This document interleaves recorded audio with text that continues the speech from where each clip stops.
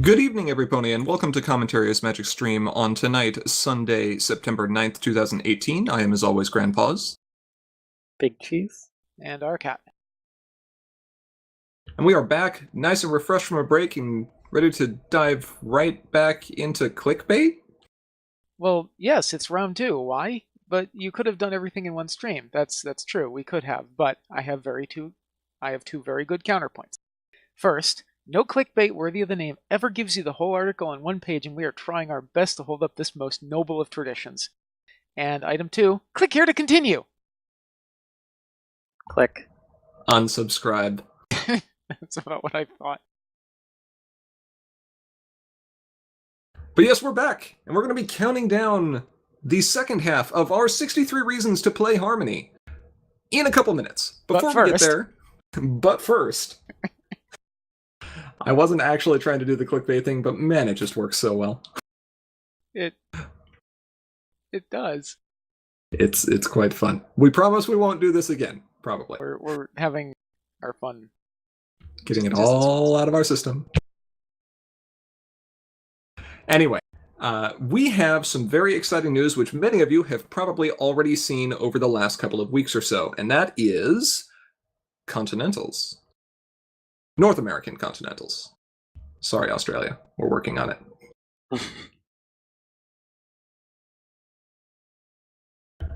Commentary as Magic is very excited to be hosting the North American Continental Championship for 2018.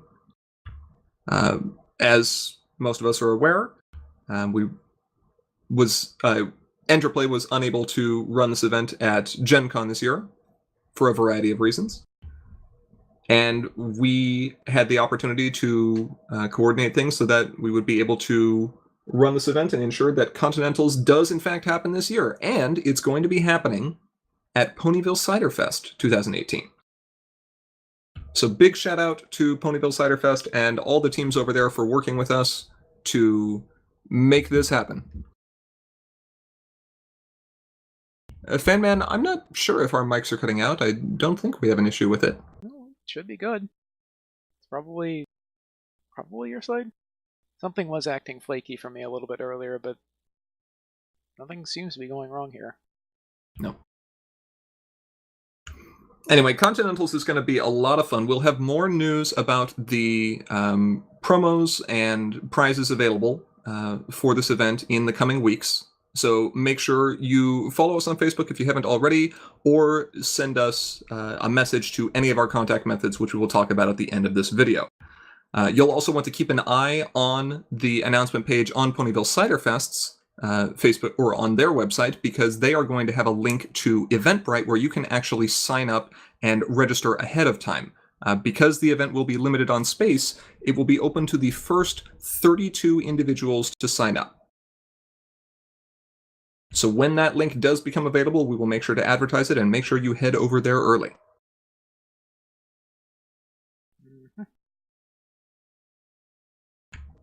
Anything else we want to say about Continentals for now, other than you should definitely go there? It's going to be a great time. You should definitely go there, and it's going to be a great time. Click here to learn more. Click here to learn more. Would you like to know more? Nah, it's a bit dark. Never mind. Just making Starship Troopers references over here. Yes. But yeah, so, Continentals. You should head up there. Yep. In the meantime, we will of course be continuing to stream in the weeks leading up to Continentals. And one of the things that we love to do on our streams is to highlight decks that have been submitted by our patrons. And I think we've got one here. Do we want to take a look at this? Of course we want to take a look at this. So let's take a look at this. Well, then tell me what I'm looking at. This is from Dreda Arcana, who says this is a casual deck designed to be mono blue and weak enough for more casual games. So Night Glider Overpowering is obviously not on the menu as far as that is concerned, and we're not using a fast main. So we're picking the Nightmare Moon main from Absolute Discord. What is her flipped ability? Her flipped ability is when you confront this problem, you may pay 2 tokens to frighten a friend there. I believe it's an opposing friend, yes? I believe it, yes. Hey, Heathrock, glad you could join us. Poor Nightmare Moon. She's so useless. She is not a fast main, that is certainly true. But the stated goal of this deck, of course, is to be something lower powered. Now, myself, I'm going to kind of take an issue with calling a deck that has 3 copies of Stick and 3 copies of Plushy Dash. Plush Dash, and 3 Torches, Pony and Pirate. 3 Rutherfords, Torches. and 3 Rainbow Dash Pony Pirates. A casual deck. And Wildfires and Cloud Chasers. I'm now the Wildfires and the Cloud Chasers, whatever, but the racks of ultra rares and super rares are just like, it's not going to be lower powered compared to the kind of things that I'd expect casual decks and players to be messing with. This isn't necessarily about the power level of the deck. This is about the people that you'd be playing against, and you don't necessarily want to run out the big guns against someone who's new. That doesn't teach them anything. Or at the very least, it won't be as enjoyable an experience, exactly. Yeah, they're not going to enjoy just getting run over here. Years ago, we ran a little series called Know Your Opponent, which was basically about how you're supposed to build your deck to play against different types of decks. But that statement also means something else. Know the player that you're playing against. Know how long they've been playing. Know their experience with the game. Know what their access to cards likely is, or their familiarity with some of the nuances of the game itself. And don't pull out your one-turn kill combo deck against a person who's only been playing for a couple weeks. Likewise, if you're just going to a casual meetup and people there maybe haven't played all the time, packing a full set of staffs and plushy dashes and all these other cards might be a little overkill. Now, that's not to say that this isn't a perfectly fine deck that you can pull punches with. You can absolutely do that. For sure. But there could be ways it could be restrained. I think it's also worth looking at this from the other perspective of going, okay, can we actually push this into being a competitive deck, even though that's not the obvious goal? The first thing, as he stated, is we're not using Scootaloo. Okay. You'd use Scootaloo if you wanted this to go more competitive, and this would certainly swing hard enough to be maybe not top tier, but it'd certainly be viable in a competitive environment. Mm-hmm. And there's actually 6 Hasty Friends in here already. You could, in theory, also swing this with Bluna if you really wanted to. Perhaps. You'd change maybe the Cloud Chasers or the Wildfires over to Night Glider, she's on it, and call it good. Perhaps. There's a lot of movement synergy in here, though. It's true, and Scootaloo does have a tendency to synergize better with that. If you wanted to stick with the Frighten theme, and also keep things older, more interesting cards, well, in this list you're already running Nightmare Moon. You could be running the Changeling Drone as well. From AD? From AD. Yes. Theory. From the same theme deck, in fact. Oh, yes. The good kind of changeling. Before they turn traitors to the hive. Neon Bambi.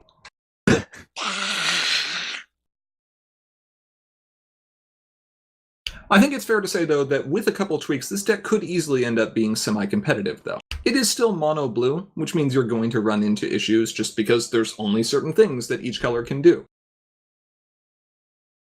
But swapping the main for a more competitive one, and changing a couple of things around, you'd probably be just fine with this in a regular meetup with more experienced players. For less experienced players, some of the ultra rares here, Stick in particular, probably could use some other substitute. Mm-hmm. Even just swapping the Plushy Dashes for Rainbow Dash Winged Wonder might be an improvement.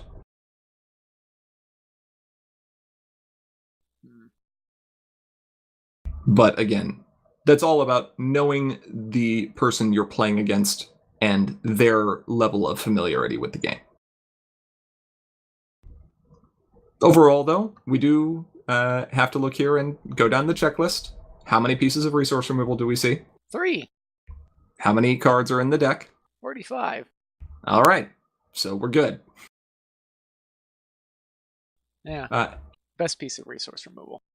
Series The flower. one that doesn't care what color you're in. Yep. Animoy asks, what about Babs versus Baby Gilda?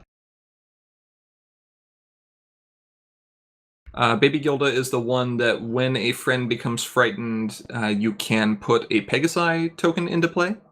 It sounds correct.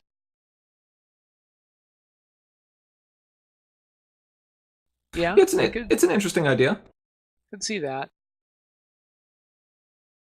The deck's current... Sorry, go ahead. Yeah, that and the Changeling Drone could both be good additions to this to take advantage of all the scared things. Mm-hmm. And just kind of push it on the big power play instead of the aggressive, super fast movement. Yeah. Yeah. Okay. Well, thank you for submitting your deck list, Drada. We were glad to see it. Interesting one.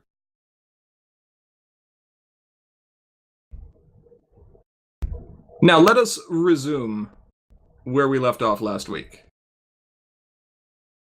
Okay, Cheese, I think you've got to take this first one here. Okay, so we're rolling along here I with think I our actually remember. terrible little web server because Clickbait can't have good web servers either. So we're hopping back over, and it's taking time to load. There it goes. Now it loads. Web servers? Why is there a web server involved? Because it's Clickbait. It's on a web server, obviously. Oh. We had to load 30 billion ads.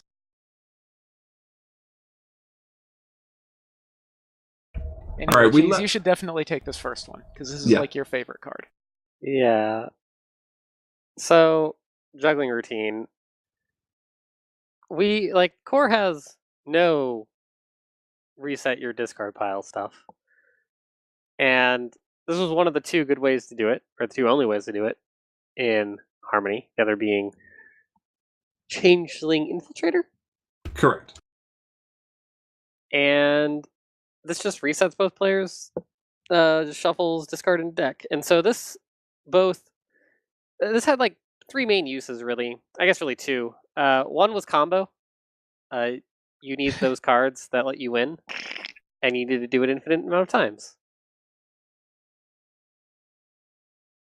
And then the other use was I'm not running f-stop, and I need to get back my tools. So how about we both reset our decks? And hopefully I'm in a better board state, or my cards are better than yours, and it's okay that you're getting your cards back also. Yeah. Or you could also be running the different ways to banish cards from discard piles and turn it into a one-sided reset. The Smooths, Magical Misfire, Destiny Drain to hit very specific tools, whatever it Soup. happens to be. Soup Incident, yes. From the same set. Portal to Tartarus. Yeah, that was a card. Ran it in mod purple. Yeah. There's also another use for this, which is come about far more recently, but unfortunately Core doesn't have access to it, which is messing with your opponent's top and bottom deck to mess up their chaos control. Yeah, that was the third I had, and I was like, nah, that wasn't really a thing. Right. Like, no one used it for that. It wasn't a thing for this because chaos control has mostly been a core forward thing. You could certainly do it back in Harmony, but yeah, I think go ahead. Was one for it was run in one tournament, really. So no one would have really teched against it because it was kind of unknown. Yep. I think it's fair to say, though, that were Juggling Routine to exist in Core right now, there would be more than a handful of pink decks that would slap a couple copies in immediately. More than a handful. Like all of them? Maybe all of them. I don't know what this thing that you're telling me about not having more belly flops. Yeah, I was about to say. Yeah. Oh, I have more. It's amazing. All right. Yes. Well, moving on from Juggling Routine, let's take a look at the next set of cards. I think we've got this marked down as all the showdowns that aren't. So all the 0-cost showdowns. Yeah. And not including that Biff one Pow. blue one that we don't talk about. Right. Yeah. But for wrestling. Because color order. Sure. Hoof Wrestling, Rock, Paper, Scissors, Shoot, Magic Duel, Fashion Week, Staring Contest. Right, but hoof wrestling specifically, because that's what we're going to talk about. All right, that's fine. So, much like Juggling Routine, the Showdowns had two basic primary uses, one of which was far more common than the other, and that is combo. Turns out starting face-offs for free is pretty good. For a number of reasons. And starting... Go ahead. A lot of yellow decks ran Staring Contest. Mm-hmm. For different reasons, yeah. Yeah. We'll get there. Yeah. But starting face-offs for free lets you do all kinds of things like pump friends and flip cards and win face-offs so that you can dismiss Heart's Desire. And there's just a ton of stuff that you can end up doing with them. And the second is all of them had pretty good effects upon winning. Yeah. This isn't bad because this sits there and says, hey, I don't like that thing that's in your hand. Let's put it in a great position where if I were going to cause another face-off, it would just go away. This can, of course, backfire, but the odds that your opponent has nothing but chaos cards in their hand, not that great. Yeah. Rock, Paper, Scissors, Shoot dismisses the... or has the player who loses dismiss their friend involved. Magic Duel gains the winner an AT. Fashion Week gains the winner a point. By the way, that's a dangerous word. If you ever see that word on a card, look very closely at that card. Point. Yeah. Score a point's a very interesting phrase. And Staring Contest is interesting. Ara, you brought up that... Or, I'm sorry, Cheese, you brought up that a lot of yellow decks ran Staring Contest. Yeah. Why was this? 0 cost, put a critter back in your hand. Probably. Well, so look at this from the perspective of a player that's got a whole ton of low-cost critters in their deck. You play this, and either one of two things happens. Either something of theirs gets shoved back into their hand, in which case, well, that annoying thing is now gone. Hooray. Or you lose, and your low-cost critter that was probably at home goes back into your hand. You know what's really annoying? Having to move a forest owl. Yeah. You know what's much better than having to move a forest owl? Bouncing it to your hand with Staring Contest and playing it to the problem. And then paying 1 to move up friend animals. Yeah. Seems good. You know what's even better? Using this with Blossom Forth and then putting a giant friend into play. Shenanigans. Canterlot Knights combo, yo! That's maybe worked like once ever. That was my favorite deck during that era. Before I actually learned what good decks were. But yes, you'll notice that with the exception of Storeswell Research and Mysterious Disappearance and a couple other cards that just basically give power modifiers, we haven't had a lot of 0-cost events printed since then, and we certainly haven't had anything that creates a modifier or an effect as powerful as Start a Face-Off. And there's a very good reason for this. Because those broke the game. Yep. These are format defining cards, and if you are in Harmony, you need to be aware that these things exist and that there are a number of combos that can use them efficiently. Yep. If you're in Nightmare, you need to be even more aware of them. Yep. Moving on. Popping Corn. This is a great orange card. It says, hey, I see you're trying to confront a problem. How about you not? And this is going to cost me multiple AT, right? Because Yeah. Bailout, I have to discard a card, and then I only get to hit one character, and, I mean, yeah, it lasts for 2 turns, but... Nah, we're just going to exhaust everything for 1. Everything? 3 or less. Each character there, not theirs. Yeah, Everybody's. it's your own side. Which generally doesn't matter, but... Note the 2 rec on this card as actually being quite relevant, as 2 is generally the number that you want to see if you're going to be splashing a color as a secondary. This is silly. Yeah. I think it matters a little bit less for orange because it's generally not an aggro color, and the 2/2 is more of an aggro thing. Implying that any orange friend or any orange entry ever has been 2 power. Red Some Gala? Some Yes. Red But Gala hey, Premier? don't we have a 1 power? Yes, I think so. Yeah. There is like one, which is Cherry Jubilee, and Yeah, the Cherry only reason I Jubilee. know this is because I had to Mosh run Pit. it in Mosh Pit. Right. We have Applejack. Yeah, but now. that wasn't around back No, then. it wasn't. Cherry Jubilee was a rare. What was with Orange's entry being a Cherry rare Jubilee in was Premier? a fixed card that you could only get that's 2 right. of. So you had like yeah, 2 back of those when there were things. 2s, yeah. Forgot about that. But yeah, Popping Corn is one of the great cards for orange control back in Harmony, and a great tool to consider including in AJ Farm in Harmony as well, because there are some decks out there that will just absolutely love to swarm problems as fast as they can. And Hot Wings especially can be scary because it can use Bluna in 2 places at once, unless Bluna is exhausted at both of those places, and then she doesn't do much. Yes, it is important to note that this is not an immediate. This is a reaction after the start, after the start of the score phase. So you can't defend against, say, Thunderlane. Not that you could anyway, because he's too big for this, but things. Swinging Wonders would be a good example of something that would just laugh at this.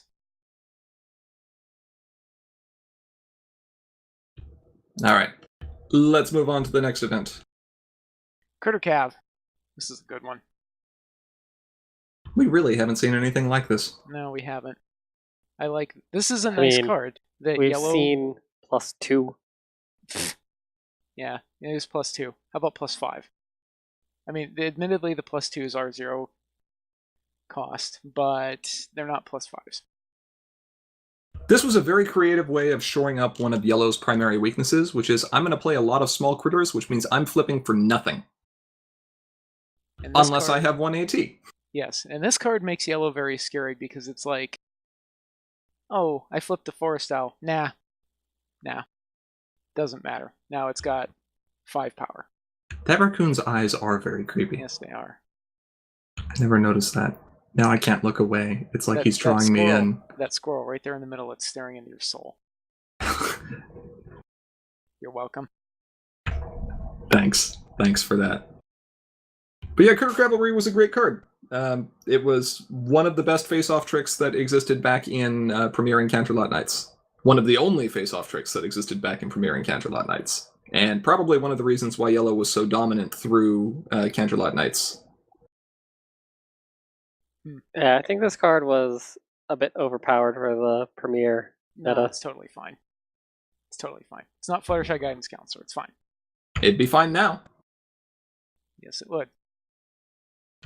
Speaking of other cards that may have been slightly overpowered for the time they were printed. Stand Still.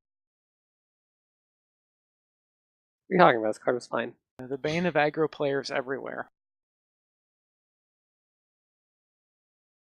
My favorite standstill is still some local event we had where some guy could win if he could just move his main up. He had a bunch of AT, and then bam, 3 standstills in a row. Oh my gosh. That's brutal. That's just miserable. And the last time he was like, I know you don't have the 3rd one. And then he had the 3rd one. Gosh. And then you had the 3rd one. Yeah. It's awful. Yeah, Standstill is a great card to return the character to its original location.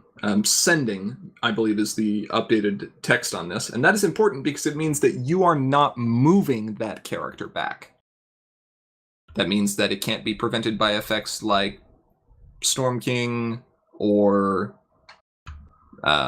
Luna Midnight.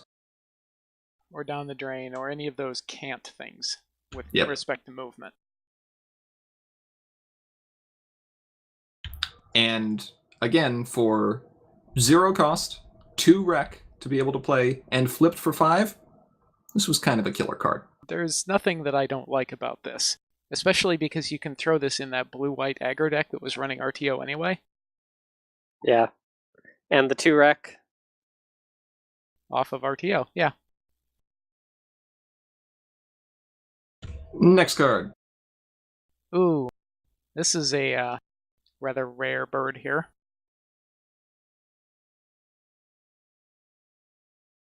Ah, Destiny Drain. Yeah. AKA, you play the game, I'll play the meta. Something like that. AKA. Oh no, combo! Let's kill the combos. Yes, a card printed to, at least in theory, say, hey, I see that combo piece in your discard pile. How about you not combo? I don't think I've ever had one of these used on me that actually stopped a combo, but I've done it to someone else.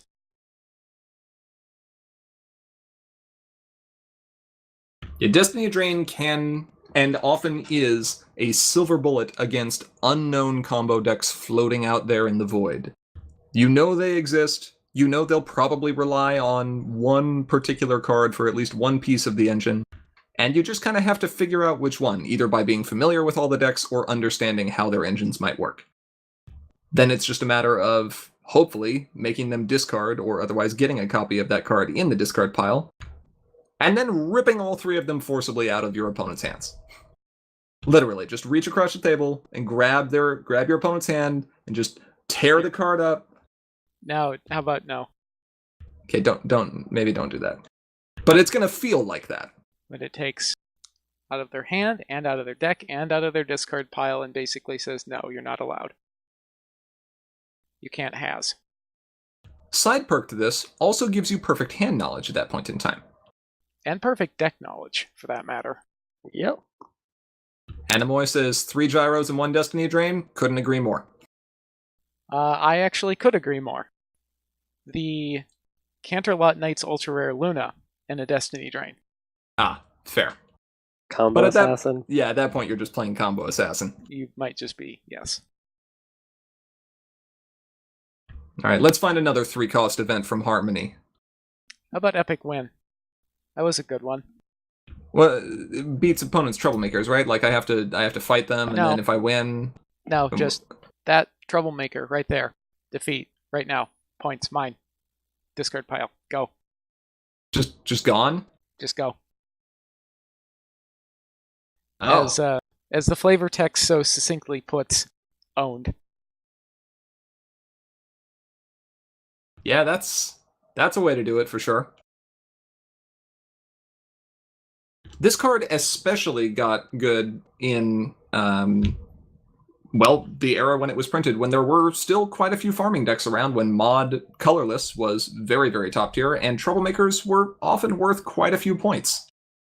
Yeah, like the main problem with this is that the Troublemaker has to be it has to be an opponent's Troublemaker, and it has to be face up on your turn, and you have to have 4 blue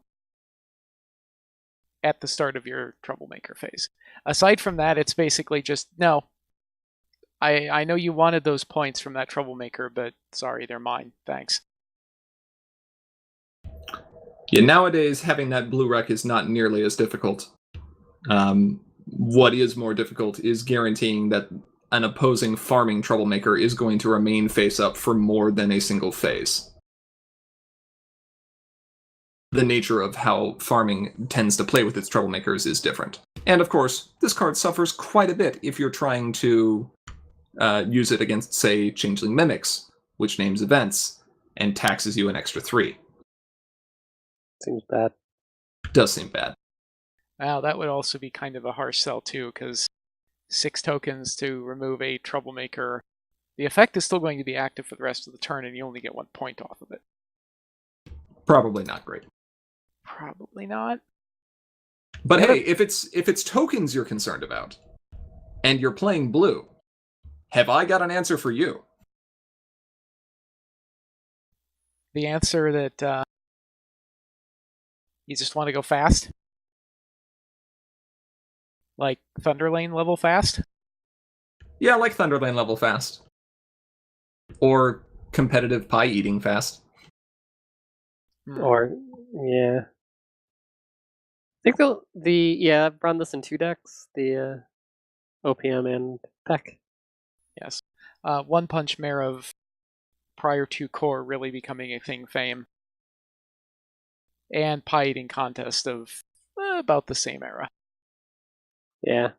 The four rack really hurt this, which is why part of why it actually worked in One Punch Mare, because you were running the Rainbow Dash with competitive 3 and flip 2. or competitive 2, sorry, and flip at the beginning of a face off. Yeah. So turn 2 or turn 3, depending on how awesome you are. Turn 2 or 2 and 3, depending on which Troublemakers you got, and da da da da da. Always Starlight Glimmer and Yeah. some other stupid. Oh look, I have 5 AT. I play Thunderlane. And then I'm going to beat it up, and then I'm going to move over to the other one and beat it up too, and then I'm going to confront both problems and... Turn 2 DFO with 2 Troublemakers. Defeated. Well, 1, but yeah. It was so aggravating. The control player is just sitting there going, I can't set up this early. Yeah, this is a great card, and one that can definitely just sit here and stay in the Harmony format, and I don't need to see this stuff in Core. This is another one of those phrases that you look at with grave concern. Gain 3 action tokens. How much did this cost again? 0? But you lose them at the end of the face-off. Whatever. You just sit in the face-off for the entire rest of the game. Seems good. Or the meaningful rest of the game. True. Yep. Okay, one more awesome event from Harmony, and then we'll jump into some resources. And let's wrap up the events with a doozy here. Well, I can't read half of the text on this because it's upside down. I'm turning my head right now. It's fine, just remember. Turn each main character over. And turn each character over. I think is what they say. But which one's which? This was the second Chaos's Discord mains. card.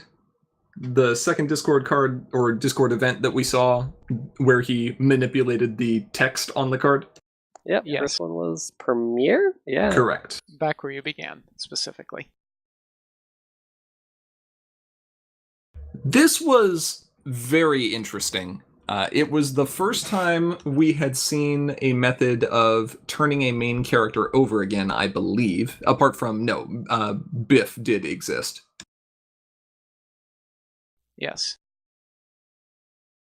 But outside of Biff, this was definitely an easier way to do it. And in Chaos, it just so happened that there was a main you wanted to flip back over again, because on her start side, she could banish half your opponent's hand. Sure, but this is in the wrong color. Yeah, but what if our opponent had to start a bunch of face-offs and we could control the top of our deck? The number of times that I think I've ever seen Chaos Capital of the World actually played, rather than just flipped, might be less than 3. I play Skitter, and although it doesn't work anymore because FSOP got banned, he has a casual combo deck that relies on hard casting this. I recall that deck. It is a silly deck. It's a silly card. It's a card that has a very unique effect. We see Tempest, the new Troublemaker, who can turn a main character back to their start side. But Chaos Capital doesn't specify start side. It simply specifies, for its Chaos effect, you turn each main character over. That means you could potentially use this with a main character who is very, very difficult to flip and bypass a lot of the trouble. Cadence loving earlier. Derpy. Rip paste eating contest, says Skitter. It was cute and fun while it lasted. It is also important to note that turn each character over will bypass cards that cannot be frightened. Because you are not frightening them, you are simply turning them over, at which point they are considered to be in the frightened state, but they weren't frightened. This is... Now, there's this weird piece of information in the Absolute Discord FAQ. This is a card that absolutely needs an FAQ entry. Yep. And it's a good thing I got one. Yep. Let's move on to what's next. Resources? Resources. Ooh, here's a good one. Geez, what are we working with? Resources. Clipped wings. Why do you want to take Rainbow's wings away? To ensure there's no cheating. Oh, okay. So this has been Orange's thing, is removing abilities. And I don't think this wasn't the first Orange thing that removed abilities. Let's play camo. Yeah, which was CN or CG? Between them. The promo. Promo, yeah. And while we do have orange cards that remove abilities, we don't have a 1AT that friend doesn't have abilities. In core. Like, yeah, in core. And that's just really powerful. Especially, like, even back then, friends were getting better and better abilities, and now it's just like, that friend is super annoying. How about it just be a vanilla? That would be so much better. It's also a resource-based thing, which means that you don't have to worry about, say, Desert Road taking away your own friend's abilities. Yeah. Correct. And the art on this is very concerning. As Rainbow's lower half is twisted 180 degrees. I'm not entirely sure what's going on there, but I think she needs to see a doctor. Ponies are made of marshmallow. She's a filthy mud pony. And she's very, very angry at her back. Wait, isn't Good art. wait, 5 of what? 7. Right, see? Good art. 5 of 7. Isn't that like her stomach? Dude, I'm so confused now.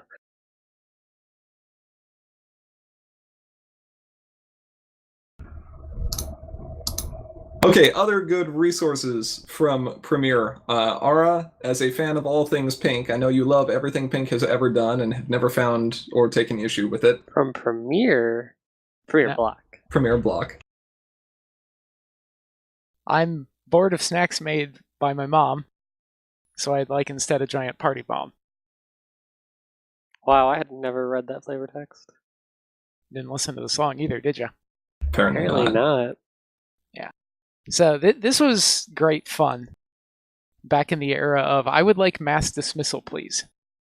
And that's exactly what this is. It might take a few turns to wind up, but the ability to just go, hey, everything with 2 power, just get rid of all of those friends that you have aggro deck, all of them, because they're all 2 power. Printed power, in fact. Printed power, in fact. So not Of even course. any of your counter shenanigans can get you away from this one. Of course. The best way to use this is To fire it at 0 to dismiss all your breezies. yes. This is power? Yeah. Pretty power. Oh, yeah, breezes didn't have 0 power. But yeah, what if you want to play your breezes, but they're in play?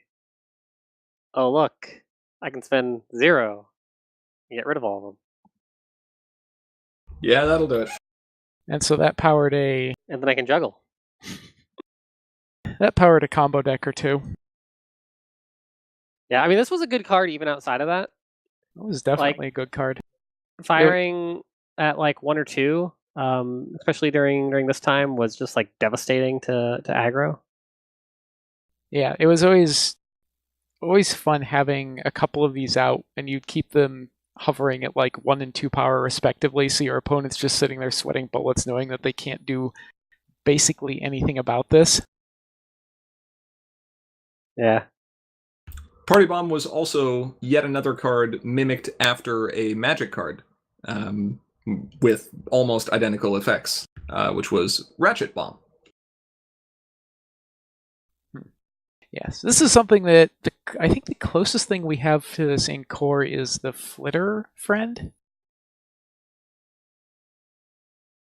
Yeah, that's probably the closest thing. Yeah, so this is an effect that we're sorely missing. Because that's what we need, is more dismissal. I Let's- mean, we could use more dismissal that is conditional, and less dismissal that is lol. Dismiss. Yeah. No, I need more of this. Let's see what. Oh, we have to talk about this next one. Oh, yeah, here's another fun one.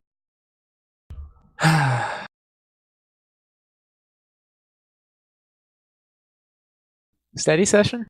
This is... So it's kind of like Desert Road, except instead of not having abilities, they're not ready. And they don't ready for a turn. Which, especially at the time, disabled so many abilities for the turn they entered. Oh, yeah. Yeah. But this is also just lovely in concert with a Equestrian Odysseys card, Vinyl Breakdown, where everything that they play is vulnerable to Vinyl for a turn. Also, hey, you know all those decks that run multiple AT generators in them that have to exhaust to gain that AT? Nah. Well, what if it took them an extra turn to become AT neutral? Sounds terrible. What if you couldn't chain Factory Jack number 1 into Factory Jack number 2 into Paper Twilight? That sounds awful. That sounds like a good reason to run this card. And it is to no surprise that Study Session has found a great deal of success in previous Harmony decks. And likely will continue to do so. Oh, indeed. Yeah, it's never going to be a bad card. Nope. Yeah, this Not is... at that cost, not at that wreck. Now, this is funny because these things are actually fairly expensive even now. Oh, yeah. I've still got 13 of them sitting somewhere. I spec'd. Wow. I feel good about specking on this card. The speculating. Yes. Okay. Here's one of the very small number of ways to interact with a main character. Let's just completely take away its ability when it's boosted. Also, Poor Twilight. Now, it is important to know that Utterly Drained will remove the ability gained by Queen Chrysalis Changeling Pretender that is granted to her by the modifier that is not taken away. That didn't make a lot of sense. But it's the long way of saying that if you play Utterly Drained on a flipped Changeling Pretender or a boosted Changeling Pretender, it's not going to take away her second color. But it will take away the mimicked ability of your own boosted main. Yeah. Yeah. Apart from that, though, yeah. Yeah, did not see a ton of play at the time. There are roughly equivalent things to this now, but nothing that quite does the same thing. Was a good answer to Mod back during Mod farming. Shut her off by 4 power. It was. This would also work well on Bluna, for example. Mm-hmm.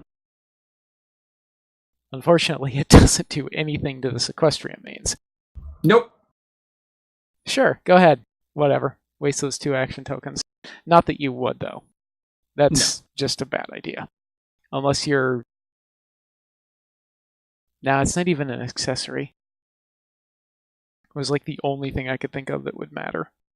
But, anyway. Tis not. More resources. Oh, something else that takes abilities away. And happens to grant a power and a color while it's at it. And at 1 rec? Was this the same set as the card that you wanted to play this on? Like, that you would play yourself and play this card on it? Nope, No. That came the next set. Next set, okay. That was Discord Spirit of Chaos. Yeah. This one was Crystal Games. Yeah. And it was kind of unusual, because it was, again, a very, very cheap way of causing a friend to lose abilities. Came out a set before Clipped Wings did. But as a cost for doing this, or as compensation for it, the friend would get an extra power and would also be white in addition to their other colors. This meant that you could lead into some pretty weird plays with this card, where if you were starved on white requirement except for one for whatever reason, you could play this on one of your own friends to get white requirement. You could also... I'd have to go think about this, but it's possible that you could also use this with some of those older cards that said something about with only characters that have white or whatever. Oh yes, there were quite a few cards that said that, weren't there? I don't remember the exact wording, but it might have been applicable there, perhaps? Mm-hmm. Yeah, there's a few things that would have worked there. Yeah, Dressed Up was a fun card, though. And it was an accessory as well, which made it much better. Yes. All right, Cheese. Here you go. You've been waiting for this for 2 weeks. Your other favorite card. Pile. Pile. Come on, I mean- everybody. Alternate score methods. We don't have this particular one. Do we actually have any right now in core? That are, Alternate score methods? Changeling specifically that say... So we do have those, but we don't have anything that's a triggered, like, if something happens, score a point. Yes, we have Sea Poppy, technically. Poppy. Okay. And And then if we- you get it right in exhaust, yeah. And then we've got the friends that, when you confront, you can retire to score a point, or retire Yeah, I a critter think friend to score a everything point. we have is one per turn, though. Yes.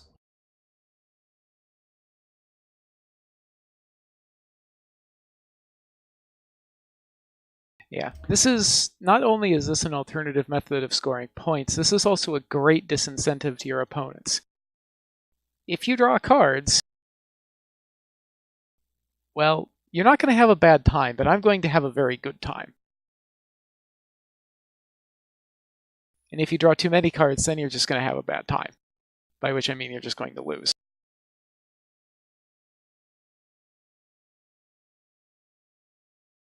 Yeah, Pile was interesting in that it may have originally been designed as an anti-combo card to stop people from just drawing a bunch of cards on their turn. And then combo players looked at it and said, fine. And I just, guess I'll combo with it. yeah, basically. And then they did.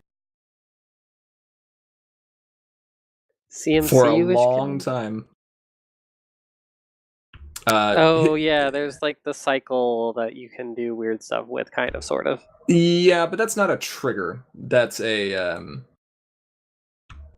that's Isn't an it? activated that's an activated ability.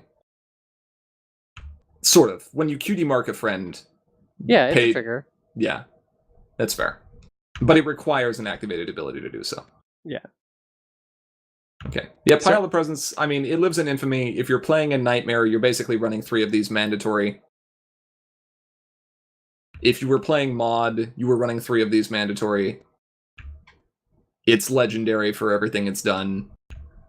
There's nothing like it in core. The closest thing we have is the Double Diamond that prevents people from drawing during their main phase if they have more than 4 cards in hand. Or 4 or more cards in hand. And it's like the can't is the...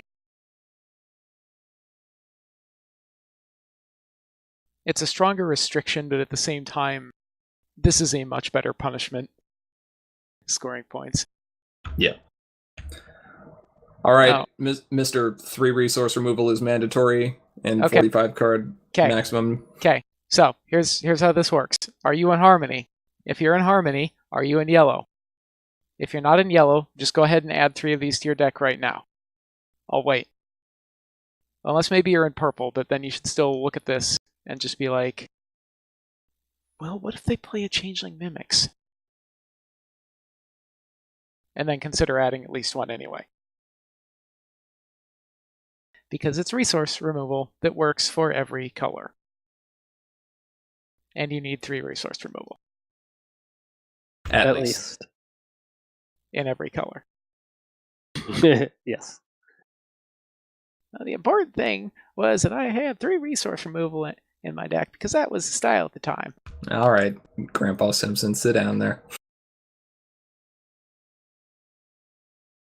Seabreeze's Flower was, and still is, an absolutely fantastic piece of resource removal that I, for one, am glad to not see in core, because I like my resources.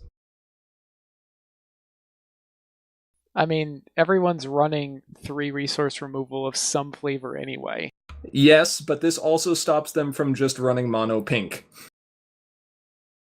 Well, okay, fair.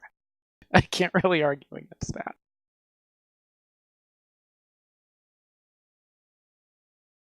And then one more resource here before we jump into our last 2 card types. Lead Pony Badge. This is yet another thing that basically hasn't been seen and is also of a fair level of infamy if you know the history behind this. You'll see that this says choose one of your ready cards. And someone eventually went, well, wait a minute. Problems are cards. Problems are cards.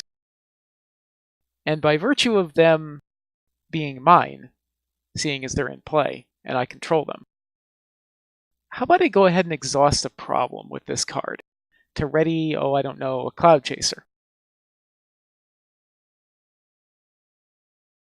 Boy, that seems kind of broken. That does seem kind of broken. That was always amazing. And then the rules got changed, so you couldn't do that. But the ability to go, I have a spare ready character, and I could use another shot out of some other character I've got that exhausts to use its ability. Or like, I have a Troublemaker that my opponent is not going to confront next turn. I go ahead and exhaust it, because it doesn't matter if it has no power. Probably. Probably. Or, hey, I'm playing in Pauper and farming my own Troublemakers with Pipsqueak. It would sure be great if they couldn't contribute power to the face-off I'm about to start. Yeah, and go ahead and exhaust your Troublemaker. Ready my whatever. Okay. Chain the power around with Muffin Mare and just have a good old time. Well, perhaps, but to some degree, because of how this is worded, you don't even necessarily need to have anything to ready. Nope, you don't. I mean, obviously you should if possible, but just pay 1, exhaust your Troublemaker, beat it up with Pipsqueak. Basically don't have to worry about losing because the Troublemaker's exhausted. All right, let's dive deep into the Premier Block era Troublemakers. Yes. Surely, nothing but madness lies this way. I mean, nothing but madness does lie this way. You're not even lying about that. Chase, tell us about your favorite Troublemaker, basically. Reset decks. So awesome. Let me combo, please. Yes, there were basically 2 major parts to this. It was the being able to reset your deck, but another big part in why some aggro decks were running it is that it allowed you to set up a Troublemaker without waiting a turn.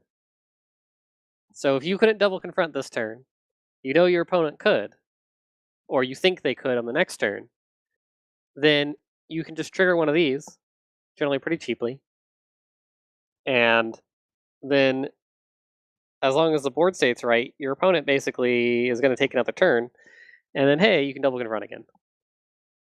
And it worked pretty well, especially like Cian.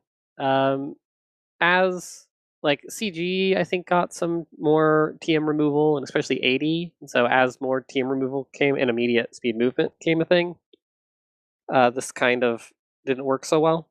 But Killer Knights era, the aggro play here was actually pretty fun. Yeah, it was more relevant in aggro on aggro matches, and as the meta developed, it ended up being more control decks started showing up, and then this became less relevant. But it was, at the time, a very sneaky trick.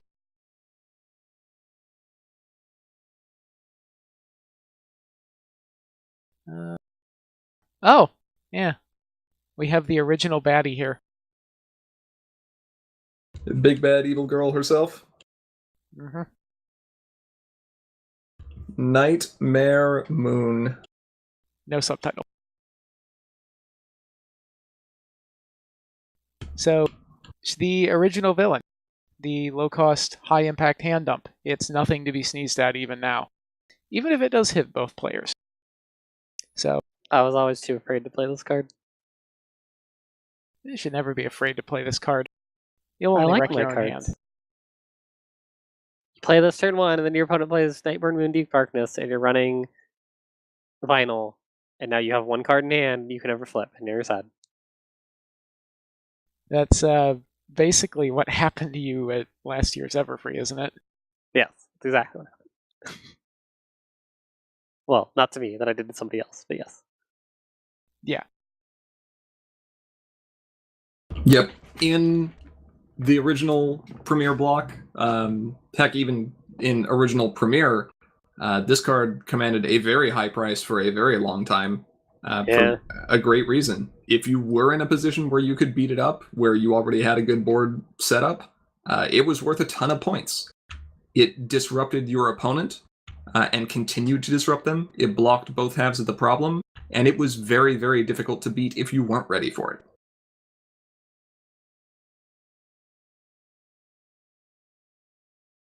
As more and more cards became available, knowing when and how to use Nightmare Moon effectively became more and more challenging, because many times you would be faced with the difficult decision of, I have cards in my hand I'd like to play, but I also really need a Troublemaker on board. Can I afford to lose these cards now, and do I think I can come back? Nowadays, she's mostly relegated to Harmony Applejack farming decks, who don't rely on many cards to be able to do what they need to do, and instead just favor sheer points. Or perhaps decks that are just like, you know what? I'm okay with getting my hand messed up because I'm sure it's going to hurt you worse. Yep. Burn the world. Burn the world. Speaking of burn, let's talk about her sister.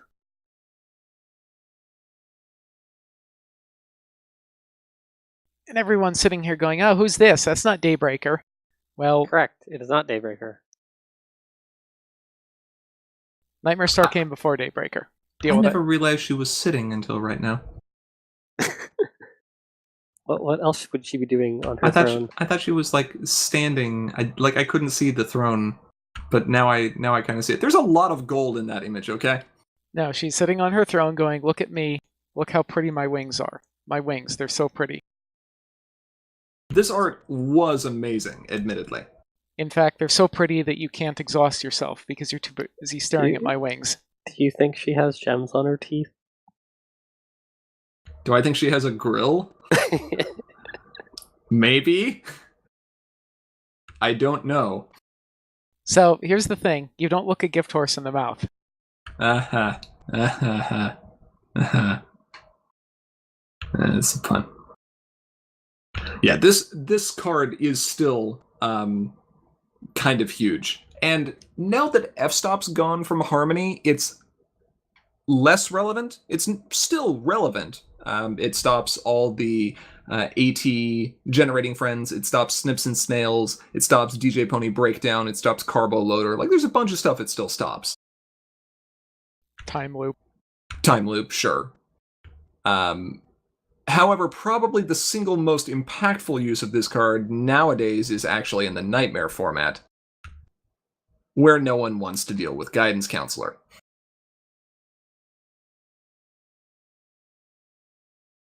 Nope. And Nightmare Star says, that's okay, you don't have to. Instead, you have to deal with me. But that's okay, because she's easier to deal with. She's also a great farming card, though. Let's not, shut down this. One Punch Mare absolutely ran this card, 100%. It was an epic Troublemaker at less than 7 power that didn't frighten your friends, was worth 2 bonus points, and basically had no effect on you. Yeah, you did not care. This was an automatic 3 of. So it'd be even crazier if it just said characters can't be exhausted. Yeah, but then that would hurt your main. Well, I mean, maybe in that case, I wouldn't. That case wouldn't care. Oh yeah, it was for movement, but that would actually mean that like you couldn't be frightened either, or sorry, exhausted. Nobody can Correct. exhaust. Oh, I see what you mean. Instead of having it, Yeah, Yeah, instead of it saying players can't. Yes. exhaust friends. Yeah. Yeah, this only affects you working on your stuff, so you can absolutely still sit there and play, say, bailouts or popping Study corns session. or study session actually would not matter because that should get applied before this modifier takes effect, Yeah, actually. which is a very weird state to be in. Yep. Anyway, Let's move on to our final card category of reasons to play in Harmony. this And is that would another be this is another group we've got here, which is basically entitled "Easy to Confirm."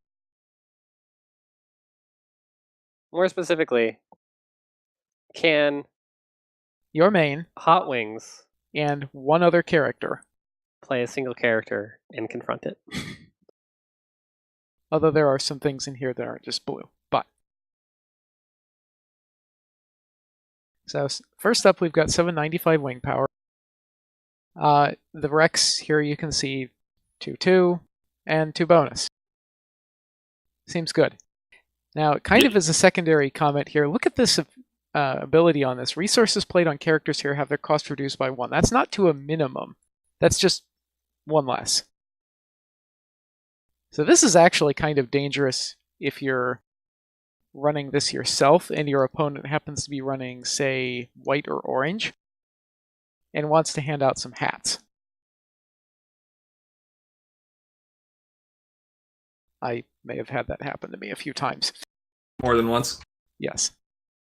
And this is why some of my decks refused to run this card, because it was dangerous in my meta. That's fair. Let's take a look at some of the other ones from this same cycle. How about it's a twister? Hey, did you look at that? Basically nothing changed except for the name in the text box. Yep. It's still a 2/2/2, which is great. Let's keep going through the cycle. And I don't even remember what that text said. I don't think it ever became... It was relevant on occasion. Let you ready something at home if you had at least 2 blue characters. Yeah. This one's a little bit more relevant. Card draw is always relevant. Oh yeah. What's the main difference here? Well, it's pink instead of blue. Still 2 bonus. Also seems good. Too many Pinkie Pies. Well, okay, fine. The set symbol changed. And it's a little bit easier to confront, but still basically the same thing. It's even easier.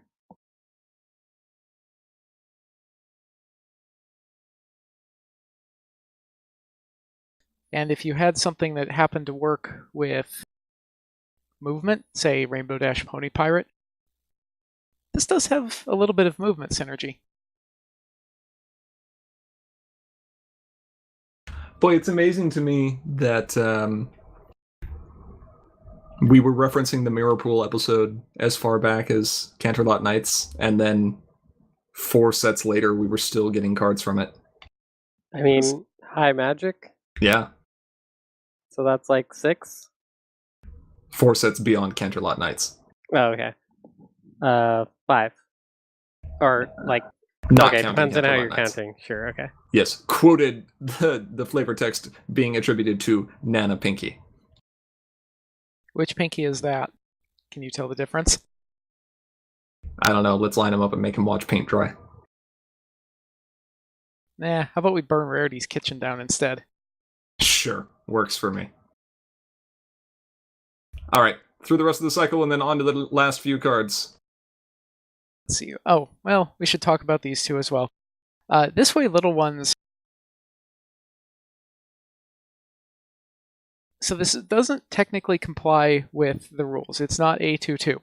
But let's face it, you had a critter friend somewhere, and it's now at this problem, and then you paid 1 to move Fluttershy here. So you've got at least 4 Probably more like 5 yellow here.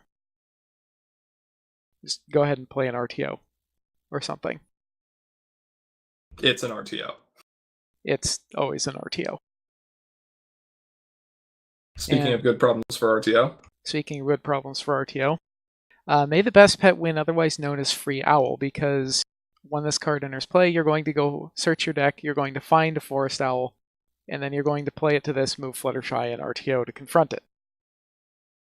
7-point turnaround back before they changed that. Which Well, that seems really good. Like, that could end a game on the spot. 8 point? If you're DFOing? If you're single problem face-offing. If you're just confronting... If you're just single confronting and you're the first one to do so, you're getting 7 points with this in an RTO. Oh yes, first to confront bonus. And then if you also happen to be confronting the opponents, that would be 8, plus maybe another 2 bonus up there, 10, 11, 12, 13 for the face-off. That's dumb. That's a big number. So glad we changed that rule. So, also not technically a 202, but basically an honorary 202. Yeah. All right, 2 more. Technically a 202, but not for that reason. Ancient Research is still basically the best way to flip Ambassador Twilight.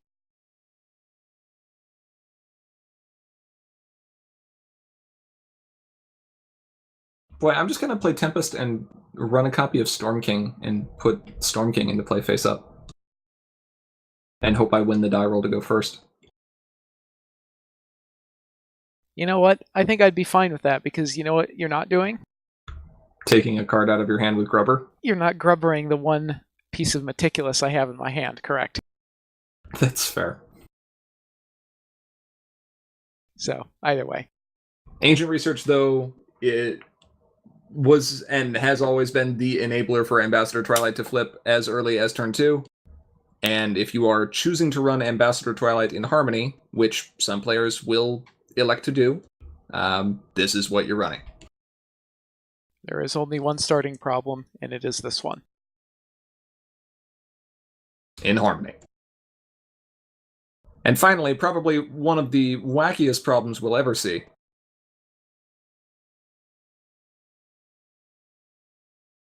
Well, that looks kind of difficult to confront. I'm going to be honest. Let's see, we need 5. Seems fine. 5 power in each of the 6 colors. We need 5 power and 5 power and 5 power and 5 power and 5 power and 5 power. And 2 and 2 and 2 and 2 and 2 and 2.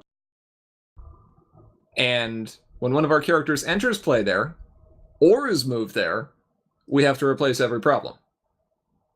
Oh, well, we're clearly not meant to confront this problem. Wait, does that say bonus of 5? Confront all the things! It does say confront all the things. The problem being that this was made in absolute discord when there were only ever 2 problems on the field, and then, oh wait, dilemmas became a thing. Oh yeah, we could do that. But despite the difficulty in confronting this problem, it did not stop players from trying, and those who managed to do so were legends. Yeah, we had a player do this at Everfree, right? Babscon. You had a player do it at Everfree too. Yeah. And at Everfree, the player also had an RTO just to add insult to injury. Score 11 well, I mean, points. that's how you do it. Yeah. Yeah. You treat it like a combo deck. Correct. 11-point turnaround off of 1 problem. That was fun. Happens every so often, and then maybe you will still win the game. Like, it was never a good deck, but it was a fun deck. Apart from that, though, this card does have tremendous utility in just blocking troublemakers, or not blocking troublemakers, but threatening to get rid of them at a moment's notice, preventing nasty opposing problems like blackmail from sticking around, preventing opponents from DFOing. There's a lot of stuff. It just basically is great for wrecking up plans. Possibly yours. Yep. Also works great when you've got Thunderlane, or any hasty friend. Yes, indeed. Something we definitely don't have an equivalent for in Core.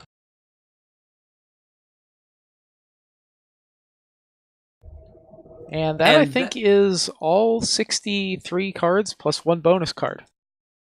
I think you're right. I think we did manage to cover them. There's a lot of stuff going on in Harmony. You know what card we didn't talk about? Which card did we not talk about? F-Stop. Yeah, 'cause he's banned. We technically did talk about F-Stop. You'll have to go We back and... mentioned him quite a few times, actually. Right, but we actually technically talked about F-Stop himself, except we had to put Weather Mare Shocking in there because number 8 did in fact shock you. Yes. Yeah, the differences in core and harmony are becoming clearer as time goes on. And there's good things and bad things about each format. But just because core happens to be the most commonly played format now does not mean harmony should be forgotten. There's a lot of fun to be had and a lot that can still be explored and just so many cool effects that you just can't replicate in core right now. Wait, what? Core is popular now? I need to become a turbo hipster and start playing Sequestria block exclusively. Oh gosh. Here we go. The one format where main 6 isn't banned yet. Dang it, the master plan. But this has been fun, and we hope that many of you will consider building a Harmony deck to participate in future events like Heiko, the Harmony constructed online tournament. If you're unfamiliar with these online tournaments, we run both a core constructed and Harmony constructed tournament series, and I believe we have just opened signups for Coco number 8. Correct. So players still have, another week to submit decks for that? Correct. 1 week to submit decks, and Coco number 7.1 will be ending, in fact, in about 47 minutes. There we go.